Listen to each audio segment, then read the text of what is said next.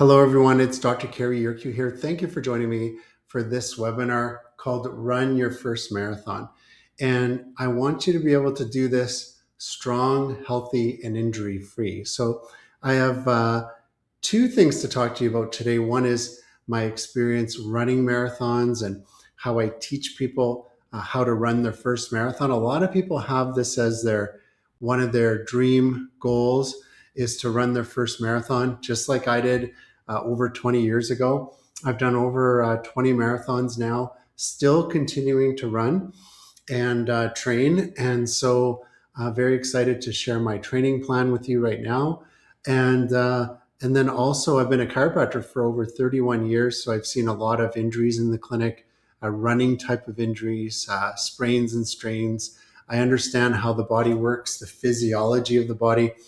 In fact, I've written about it in many different books or publications on Amazon. So you can always check that out, and I'll give you the QR code for that in a minute. So my name is Dr. Cary Yurkiw. I am a chiropractor, a health coach, and a marathoner myself. So two views most people never get is that we can combine healthy training, marathon training, with accomplishing your goal. So I want you to do this in a healthy way so that you don't end up getting injured. And a lot of people do overdo it. You know, they're very ambitious and they either do too much training and hurt themselves, overtrain, and then some just give up too easy and don't think they can do it. And I think most people can run a marathon, you know, at least start with like a shorter race, a 5 or a 10K, just to get some experience, or maybe a half marathon, 21 kilometers, and then graduate up to a 42-kilometer full marathon. Now, what you need to know before you start is you are able to run a marathon. I mean, like I said, most people can do a marathon. They just have to first get comfortable with the concept of how to do the training for this, and then deal with any obstacles that pop up along the way. And I've often said marathons and marathon training, it's kind of a metaphor for life, because life always presents obstacles, and you have to learn how to deal with the obstacles, overcome them. You learn something from the obstacles. And even in a race, you're never really sure in a marathon how it's going to go until you get into the race. So you have to be mentally prepared for different scenarios that can come up during a marathon. And in the book, I write about Scott, who is my friend. And so Steve, another one of my friends, he got me into marathon running. So he was a track star in high school. And we were roommates when I came back from Toronto when I went to chiropractic college. And Steve said, you know, Cary, I can show you how to run a marathon. And I thought, wow, that would be cool if I could do that, because I wasn't very good at track. And he said, yeah, I'm going to teach you some concepts. Come out for a run with me. So I went out for a run, and he started to teach me some of these concepts about proper mechanics, the way to run, the mindset of a runner, the how to train. So it was a really great thing to do. And then so we entered our first marathon, which was the Manitoba Marathon. And the night before, one of our other friends, Scott, said, you know what, I'm in good enough shape. I could run a full marathon without even training. So we cautioned him on it. We said, you know, you shouldn't really do that. There's a lot that goes into it. But he wanted to do it anyway. So he registered the night before. The next morning, we got to the start line.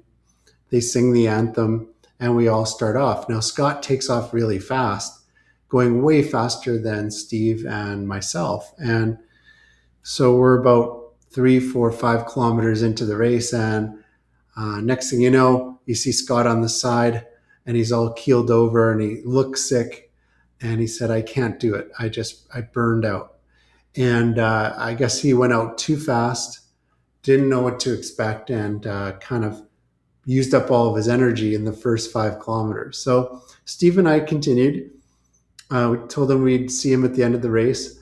And unfortunately, around 8 kilometers, Steve pulled his Achilles tendon, and he said, I can't continue running. I'm going to have to bow out of the race.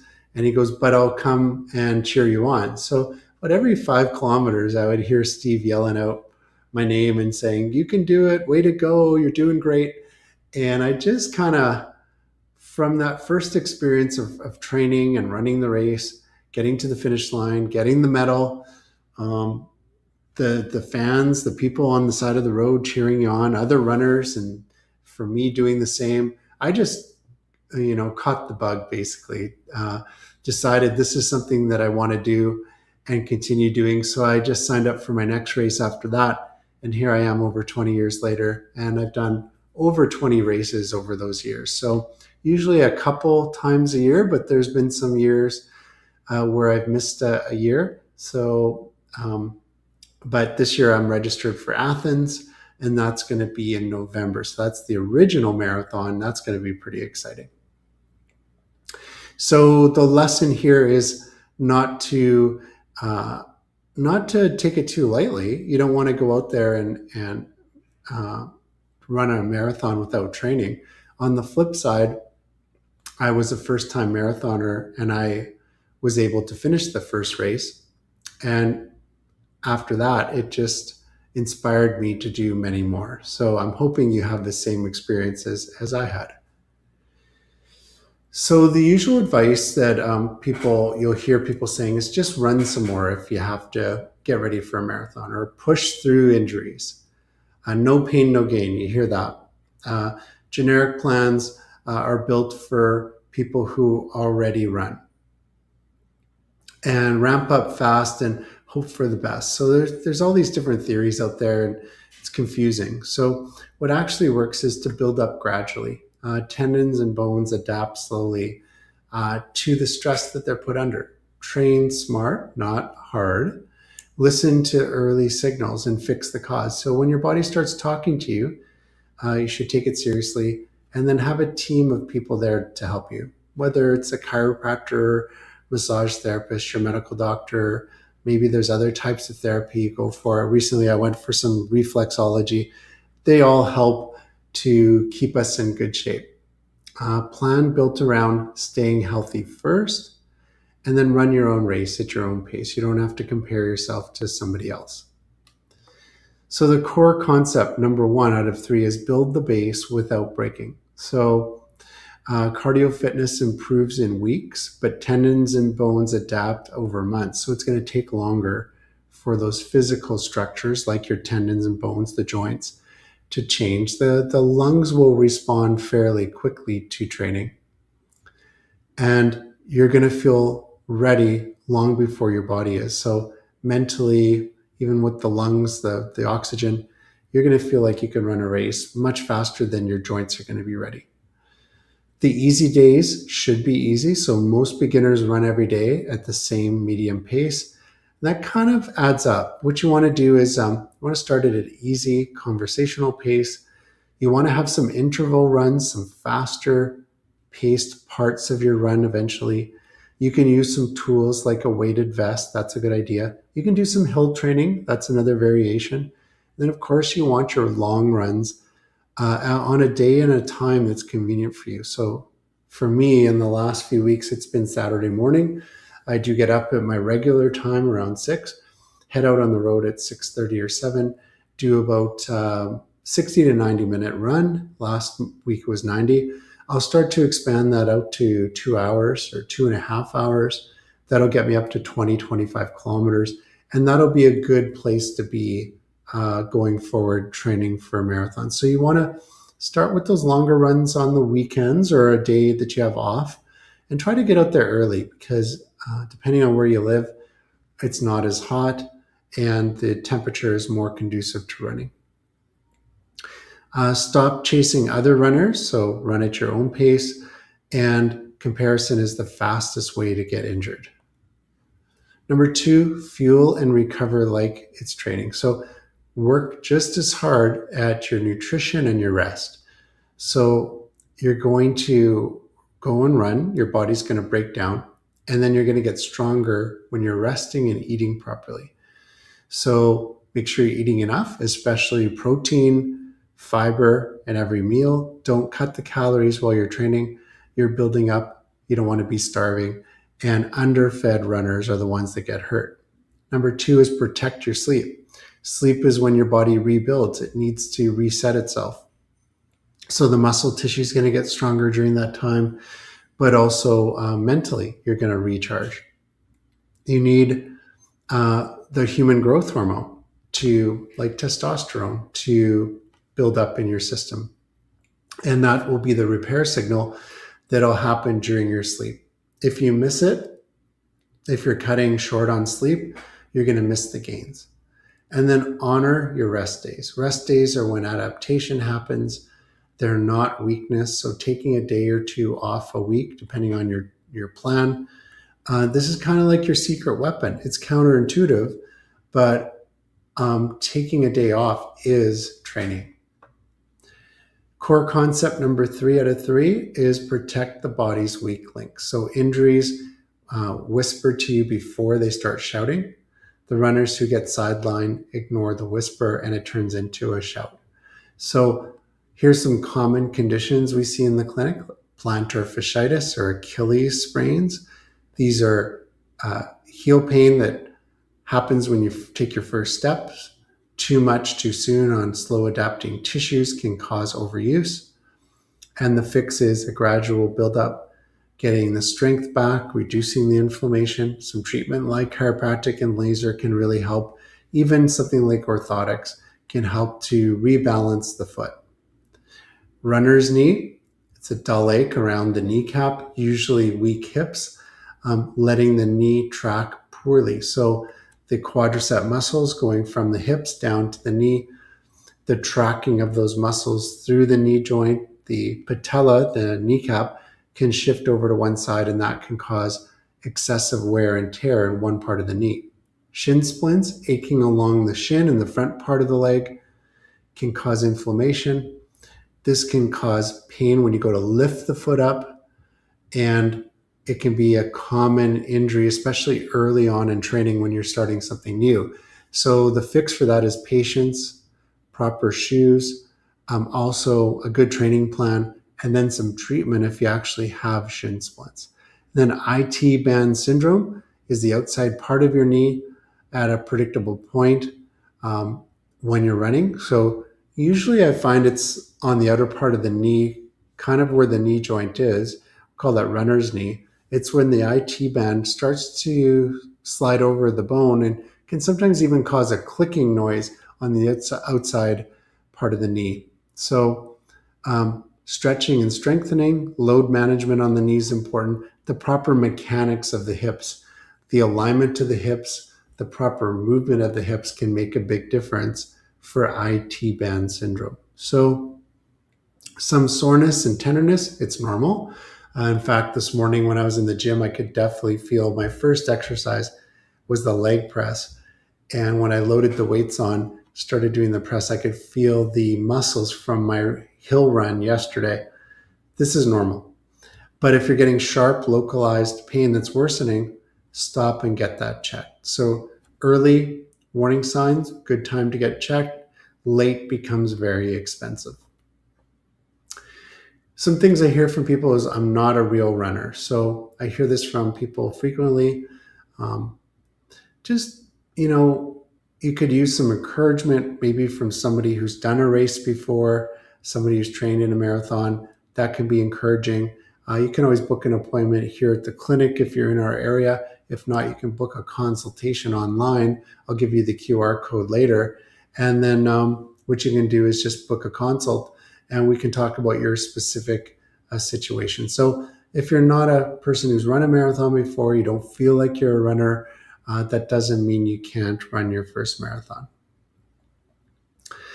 People do come in and they say, I don't think I can do it. I'm not sure I can do it with my condition. And so often those conditions can change and those obstacles can be overcome. And most people can run a marathon. So the body's capable. It's the belief system that you have to start with. just the belief that you can do it and that you're going to have to do some things to help yourself to get to the finish line. And so that doubt can creep in, especially if you have an injury, especially if you've never done it before. That's just that fear of the unknown can hold you back. So here's 5 things you can do right now. Number 1, get properly fitted running shoes from a real running store. So not a fashion runner. Just make sure you have good shoes. Start with a run-walk interval. I would say walking for 50 seconds and then doing a short run, 10 seconds. That's how I started, the 50-10 interval. The walks just kind of allow you to catch your breath, get into the rhythm. The short sprints are good because it gets your body's capacity up to get ready to run longer distances. Number 3, keep your easy days really easy. Keep those runs if you're doing them on a conversational pace so you're not out of breath. So if you can't talk, slow down on those days. Number 4, build every meal around protein and fiber. So make sure you're eating enough protein, getting enough fiber, just so that you can have the proper nutrition for your body. Number 5, add 2 20-minute strength sessions for your hips, glutes, and calves each week. And this is your injury insurance, because if you build up the strength, your body's going to be much more resistant or resilient to injuries. So if you're interested in learning more about this, there's a few options for you. One is you can go to Amazon and get the book. So you can scan this QR code. It'll give you a menu and then choose the book on Amazon. When you click on it, you're going to see the book, and you can get it in Kindle, paperback, and the audiobook will be live soon. In the book, it talks about a 16-week, 3-day per week training plan. Chapter by chapter, it talks about fueling, recovery, and injury prevention. There's some self-checks in there, some self-assessments, some myth busters, and some stories from the clinic. And then there's a reference guide in the ebook and the paperback that you can take with you to your run and during your training. In addition to that, you can join our mastermind group. This is the Marathon Mastermind. It's a 4-week group coaching session. We usually do it on weekends, Saturdays or Sundays. In that session, I will present a topic, maybe one of the topics we already talked about today, and just do a deeper dive into it. Explain it more. Nutrition would be a good one. Stretching would be another good one. The plan over 16 weeks, that could be a good mastermind session.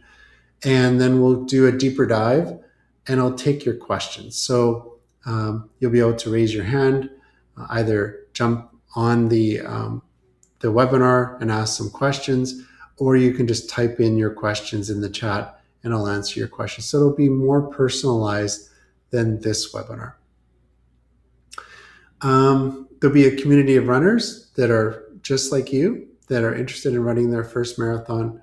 There'll be some accountability check-ins. So week to week, we're going to do some homework, come back and make sure the homework was completed. And then I'm going to give you some modules on nutrition, sleep, injury prevention, talk about shoes and equipment that you can use during your running plan to get in really good shape for the marathon. If you want a more one-on-one approach, either here in the clinic or online, we'll do a one-on-one coaching session for you. So initially, we start with the 1 session. It's built around your body, your history, your goals, any concerns you have. It's in person, or we can do it using video, basically anywhere, wherever you're located. The training plan is personalized right from day 1. We talk about in your history, any weak links, any red flags, and then you'll walk away with a 16-week roadmap tailored for you. We usually then do follow-up sessions. That can be in a series of like 13 sessions over 13 weeks. Sometimes we do 13 sessions over 26 weeks.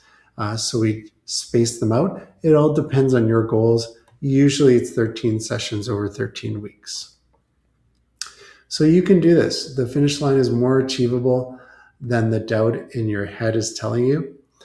You can go grab that book, join the mastermind, or book a one-on-one consultation to start. If you're interested in that, scan this QR code right up here on the top corner. Again, it'll take you to the menu, and then you can choose which service you're interested in. Also, make sure you subscribe to our YouTube channel for tips on training.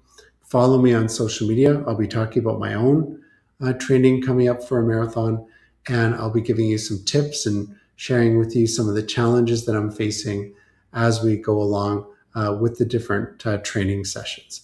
So thanks again for joining me today. I hope you learned something, and I'll talk to you guys soon.